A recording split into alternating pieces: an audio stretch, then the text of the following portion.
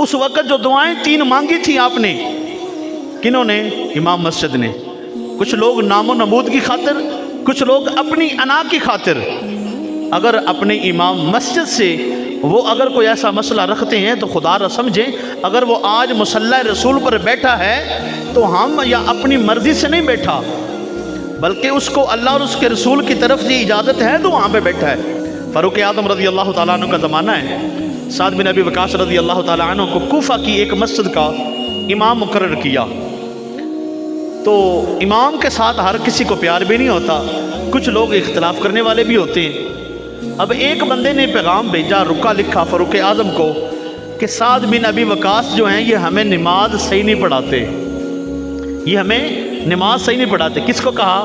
سعد بن ابی وقاص کو، اس صحابی کو کہا جنہوں نے نماز سیکھی رسول اللہ سے ہے۔ یار ہماری کو غلطی نکالے تو ہم مانتے ہیں کہ غلطی ہو سکتی ہے، ہمیں کو کہتے کہ جناب قاری صاحب آپ ایسے کھڑے ہوتے ہیں یا ایسے کھڑے ہوتے ہیں، ہم سے یقیناً غلطی ہو سکتی ہے۔ وہ صحابہ جنہوں نے نماز سیکھی ہے رسول اللہ صلی اللہ علیہ وسلم سے ہے، ان کے بارے میں وہ لوگ لکھیں فاروق اعظم کہ یہ نماز ہمیں صحیح نہیں پڑھاتے۔ چنانچہ فاروق اعظم رضی اللہ تعالیٰ عنہ کا دور ہے، یہ وہ دور ہے، یہ تو ہے نہیں کہ جناب حاکم ہوگا تو بچ جائے گا، مظلوم ہوگا تو پکڑا جائے گا۔ وہاں پہ کوئی مظلوم ہے یا ظالم ہے، حاکم ہے یا محکوم ہے، سب برابر ہیں، ایک ہی صف میں ہیں۔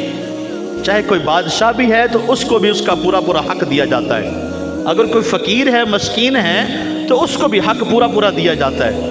چنانچہ فاروق اعظم رضی اللہ تعالیٰ عنہ نے چند صحابہ کو بھیجا، لوگوں کو بھیجا، جا کر پتہ کرو مسئلہ کیا، معاملہ کیا ہے۔ علاقے میں پہنچے ہیں، اس مسجد سے پوچھا سعد بن ابی وقاص کے بارے میں، اس سے پوچھا، سب نے کہا جناب بڑے اچھے ہیں، ہمیں مسائل بتاتے ہیں، ہمیں جہاد کا بتاتے ہیں، ہمیں نماز کے مسائل بتاتے ہیں اور بڑے نیک بندے ہیں، سب نے کہا۔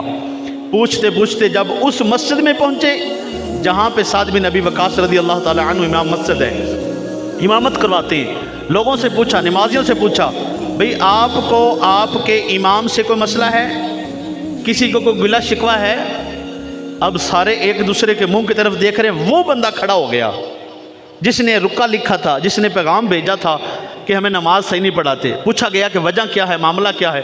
کہا کہ یہ جی نماز ہمیں نہیں پڑھاتے، صحیح نہیں پڑھاتے۔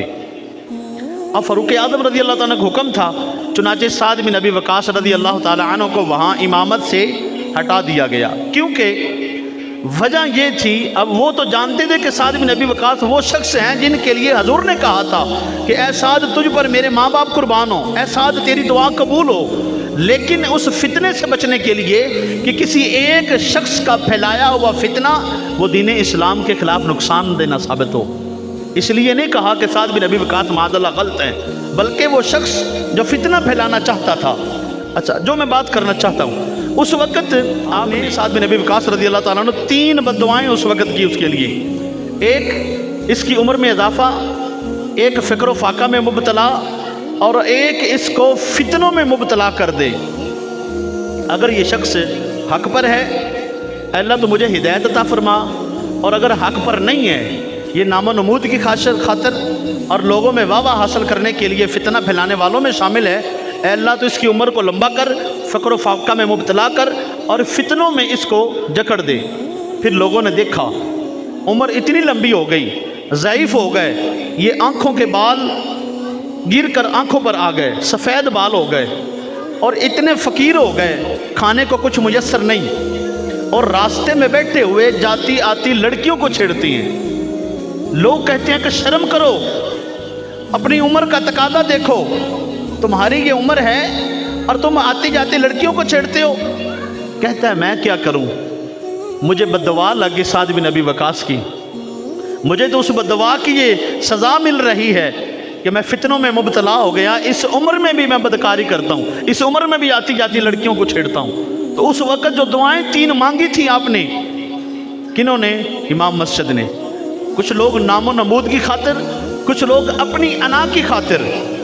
اگر اپنے امام مسجد سے وہ اگر کوئی ایسا مسئلہ رکھتے ہیں تو خدا را سمجھیں، اگر وہ آج مصلی رسول پر بیٹھا ہے تو ہم یا اپنی مرضی سے نہیں بیٹھا، بلکہ اس کو اللہ اور اس کے رسول کی طرف سے اجازت ہے تو وہاں پہ بیٹھا ہے۔ ہم جو مسجد میں آ کر بیٹھے ہیں یہ ہم کوئی اپنی مرضی سے نہیں آئے، بلکہ اللہ نے ہمیں بلایا ہے تو ہم اس کے گھر میں بیٹھے ہیں۔ جو نہیں آتے وہ کیوں نہیں آتے؟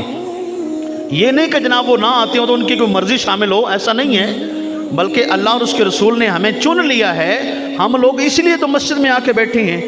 تو خدا را اگر کوئی ایسا مسئلہ ہے تو یہ دل میں خیال کر لیا کریں کہ مصلی رسول پر بیٹھنے والا اللہ نے جس کو عزت عطا فرمائی ہے، جس کو یہ مقام و مرتبہ عطا فرمایا ہے، اللہ تعالیٰ نے یہ عزتیں عطا فرمائی ہے، تو ہمارے کہنے کلوانے سے کہیں ایسا نہ ہو کہ ہم پریشان ہوں۔ سعد بن ابی وقاص رضی اللہ تعالیٰ عنہ، وہ شخص جن کی دعائیں قبول ہوتی، وہ شخص جن کو رسول اللہ صلی اللہ علیہ وسلم نے کہا اللہ ان کی دعا کو قبول فرما، تو اللہ تعالیٰ ان کی دعا کو قبول فرماتا، وہ مستجاب الدعوات تھے۔